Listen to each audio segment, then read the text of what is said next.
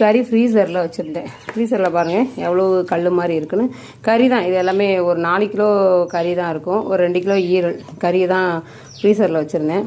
கீழே வந்து ஒரு 10-15 கால் கிடக்கும், அவ்வளோதான். ரொம்பலாம் காலெல்லாம் கிடைக்காது. அதுக்கு இந்த கழுத்து இந்த மாதிரி கூட கிடைக்கும், கழுத்து பீஸ் கூட கிடைக்கும். அது ஒரு 4 கிலோ 5 கிலோ கிடைக்கும். ஆனால் கால் இதெல்லாம் கிடைக்காது. அதனால் கறி கழுத்து பீஸ் இந்த மாதிரியே வாங்கி வச்சுக்கலாம். இதை நம்ம இப்போ எடுத்து மறுபடியும் நான் ஈவினிங் வைக்கணும் இல்லையா, அதனால் எடுத்துகிட்ருக்கேன். காலையில் வைக்கிறதுக்கு நைட்டு வச்சுருவேன் குக்கரில். ஈவினிங் வைக்கிறதுக்கு எடுத்து வேக போட்டு அதை அப்படியே நம்ம நல்லா குக்கரில் போட்டால் தான் மசிய வேகும். அதோட கருவேப்பிலை, சீரகம், மஞ்சத்தூள், மிளகுத்தூள் எல்லாத்தையும் என்ன இந்த கிணல் காஃப் மாதிரி வந்துட்டுருக்கா, அதனால் சளிக்காண்டி அதெல்லாம் போட்டு சேர்த்து வேக போடுறது. வேக போட்டு அப்படியே வேக வச்சுருது, அவ்வளோதான். நெக்ஸ்ட் இங்கேயும் ஃப்ரீசர்லேயும் இது வந்து ஃப்ரிட்ஜு வந்து பழைய ஃப்ரிட்ஜு, அதனால் இது அப்படியே கல் மாதிரியே இருக்கும். அவளுக்கு கல் மாதிரியே இருக்கும். இதுலேயும் இருக்கும். இதுலேயும் கறி தான், இதுலேயும் கறி தான் இருக்குது.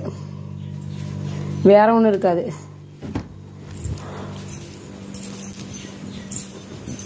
இதுதான் நம்ம எடுத்து புதன் வியாழன் வரைக்கும் வரும். அதுக்கப்புறம் பார்த்தீங்கன்னா நான் ஃப்ரைடே போய் வாங்குற மாதிரி இருக்கும்.